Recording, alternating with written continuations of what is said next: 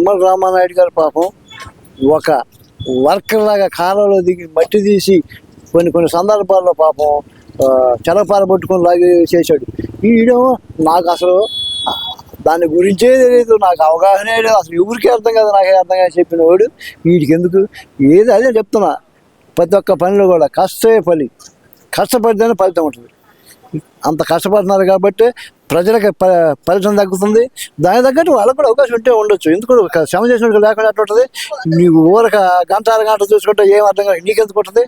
అది చూసుకొని నువ్వు అట్లా తగలబెడతావు. అంతేగాని ప్రజా సేవకులని, ప్రజల మంచి కోరే వాళ్ళని మాట్లాడి లేనిపోయింది తిట్లు తింటాం, తనులు తింటాం, అటు పనులు చేసుకోవద్దని చెప్తున్నావు. ఒకసారి ఇంటి మీద ఎగబెట్టేటట్టు వచ్చింది, నీ నోరు చూస్తాను. అలాంటి పనులు తెచ్చుకోకుండా కమ్మంగా ఎందుకు నీకు?